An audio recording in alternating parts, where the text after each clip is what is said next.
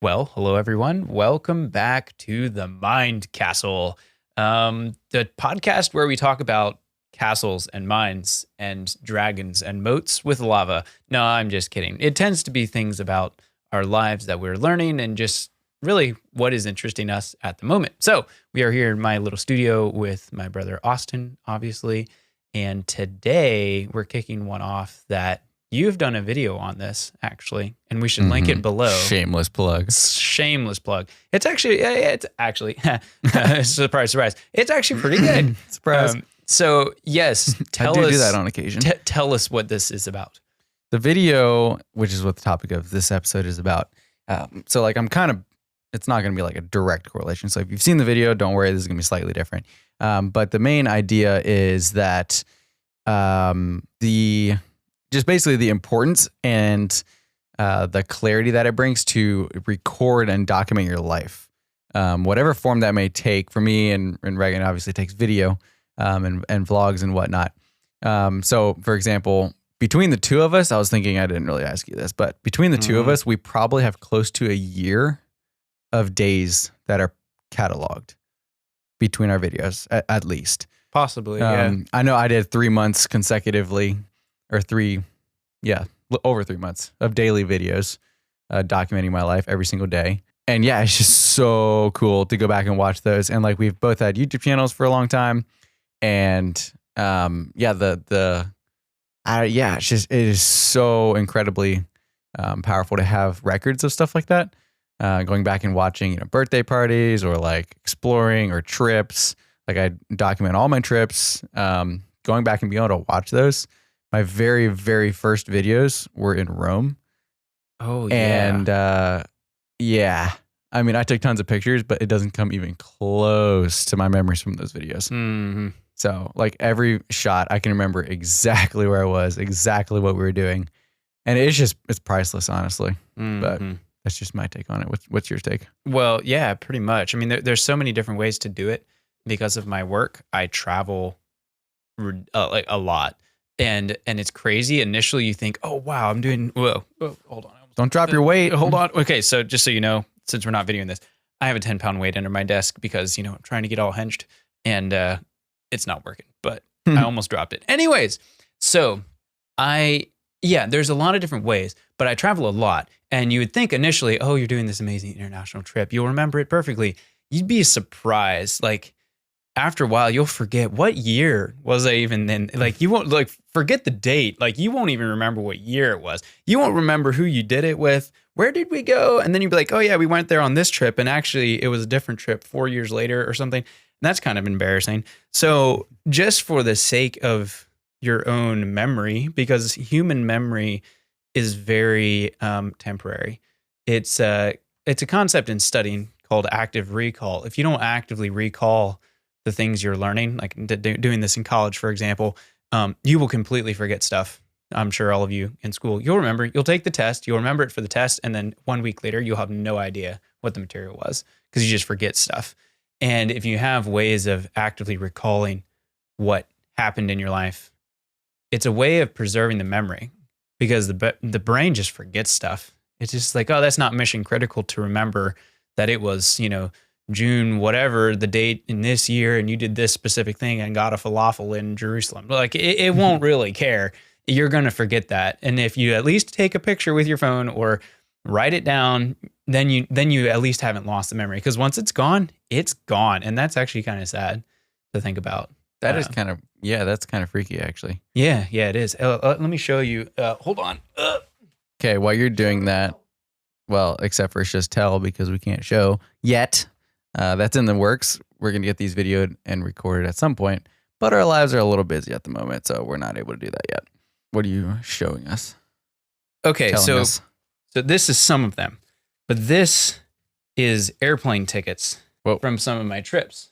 Definitely not all of them, but I have a thing where I keep my plane tickets. And it's kind of fun just to leaf through them. For one thing, they make great bookmarks.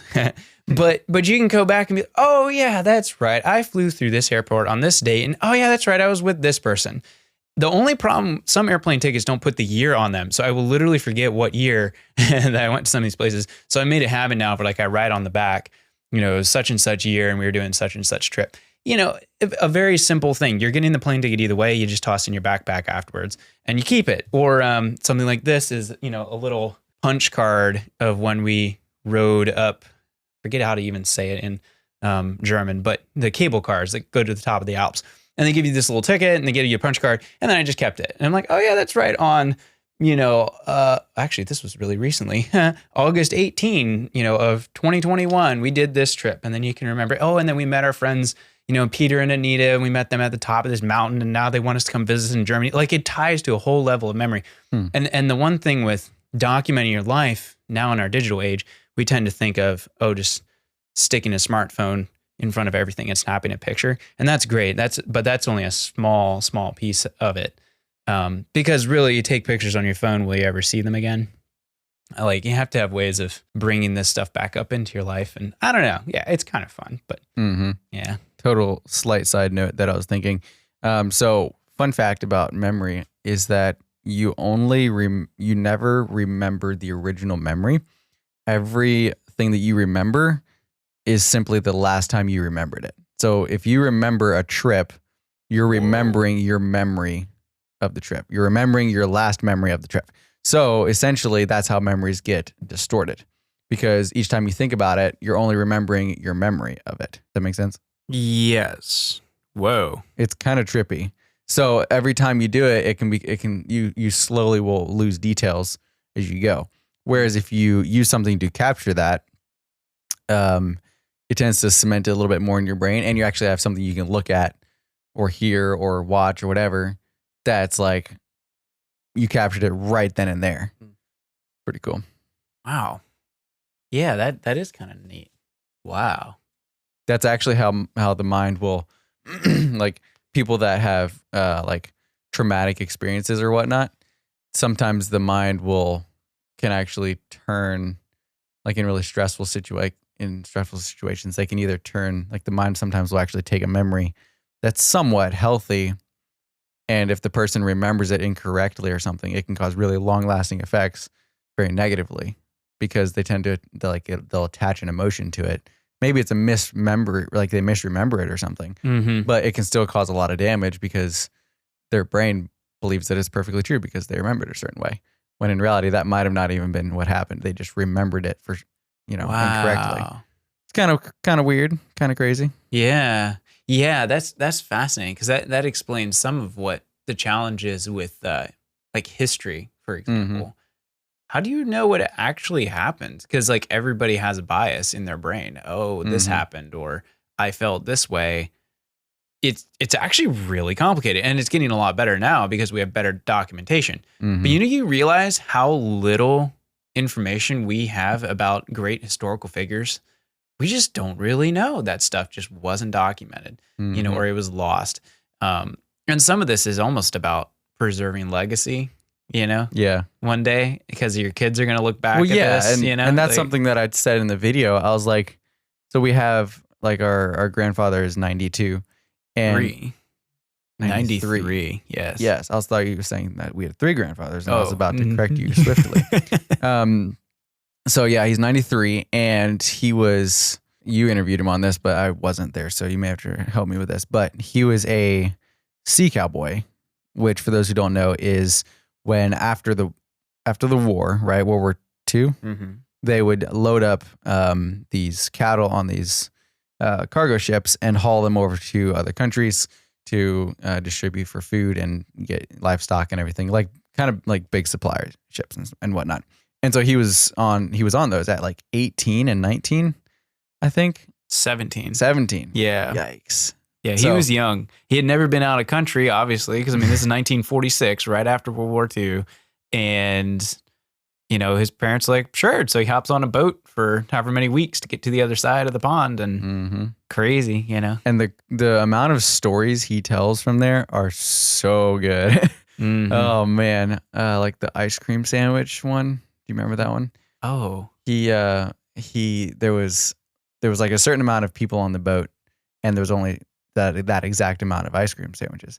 And this is like, 1946. So like ice cream was kind of a big deal. They all got their ice cream sandwiches and one guy was late. And so someone ate his sandwich, the guy that was late.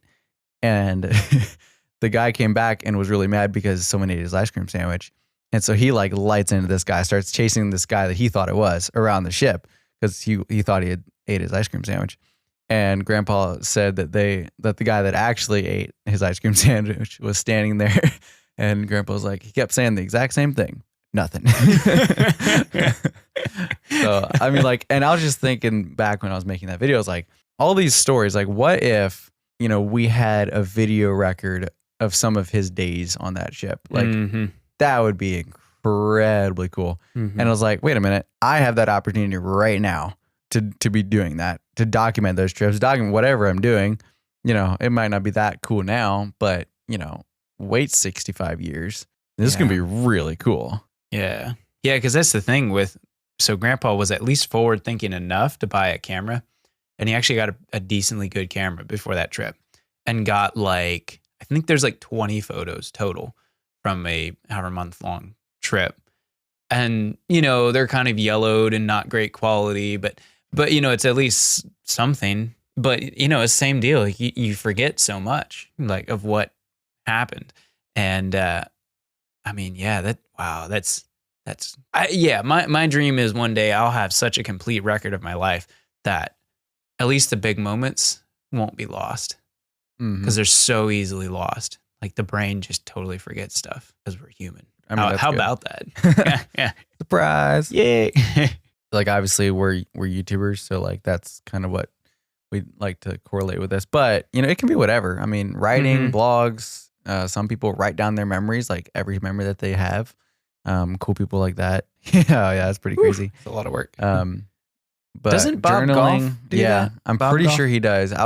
After I said that in the last episode, I went and looked to make sure that I was right because I couldn't remember exactly, and I couldn't find it because it was in a book. No, I think I read that in his book. Either pretty way, sure. Read Bob Goff's stuff. It's fantastic. It's pretty great. I'm pretty sure it was or someone Donald like Miller him. was interviewing him and said that in his book, Scary Close. I'm pretty sure. Also a good author. Yeah. Yeah. Okay, maybe that's what it was. Yeah. But even journaling, for example, our sister Rachel, yeah, started journaling when she was 12 or something, or maybe even younger. Yeah. And she says she'll still go back and read through them about, those times. And she just loves having those records. And I mean, that's an everyday sort of thing usually. So it can take many different forms, but so much of our life just gets lost and into the abyss. Pretty awesome to grab some of it back. Yeah. One step at a time. Hopefully we've convinced somebody to document their life. I think it's important. Keep notes of stuff. It's not hard. Get a little pocket notebook, jot things down. You'll be so glad you did. Yeah. You really will. I don't know what I would have used that time with that I recorded my life with. I don't know what I would have done instead, but I'm guessing it wouldn't have been anything nearly as awesome. But probably spent it watching Netflix or something. Honestly, probably. Which is so lame, By the way, everybody don't dude, man, Netflix is dumb. Why watch movies when you could make movies? Exactly. Or read books. Exactly. But there's I'm trying to think of a really good example of when I went back to watch one of my videos for something. There's a few times I videoed one of our niece's birthdays when she was 1 or 2. That's really cool to go back and see. I didn't know you did that. Yeah. That's pretty awesome. The other thing is I've done gifts for people with my videos, and that's really cool. So from Arlene, our oldest sister, I got a whole bunch of B-roll, cinematic shots of the Christmas and then of that year, 2019, I think. And then I interviewed her husband and her children, and they all just said things that they appreciated about her, and then put that over top of the video, and it was cool. I mean, that's pretty. Not gonna lie, that was fun. So even stuff like that, I think part of the reason why I remember it so well is because when you edit a video, then you have to go back and rewatch it, and you're being intentional about what you're capturing, and it just sticks in your mind so much better. Yeah, and that's the thing with the stereotypical family video, where they weren't very good, and it was just kind of like people weren't used to video, so they'd be, yeah, it was terribly shaky, or the audio, oh, they forgot to turn the sound on, or it's just video footage of like scenery on their vacation or something. You know, I think people are used to getting content now that we actually get something that's usable, because you know what I mean? Because you don't really care about, oh, that's kind of neat. Yeah, you saw some scenery, but like it was the people and what you actually did together. And oh yeah, that's right, we went camping in this spot, or we, you know, met this person, and like those are the things that really count. And oh yeah, life's too long and too short at the same time. Long enough to forget all the things, but too short to do all the things you want to do. Make them count when you actually do it, you know? When heritage is just so important to know. Like thinking about our parents when they moved down here from South Carolina, like there was a lot that went into that, and I would love to be able to go back and know about it. But did you know Mom wrote a lot of that down though? No, I didn't. You want a fascinating read? Go back and read that, and you're like, oh my, yeah. Oh. There is a whole bunch of that story I didn't know until I found those notebooks somewhere buried, and she forgot she even had them. Yeah, it was pretty sweet actually. Yeah, or another one. We were out in Kansas and met some of Dad's very distant relations, but they had like a family history or a genealogy book of some kind. And here in there was a story about Dad's dad, Grandpa, who's now passed away.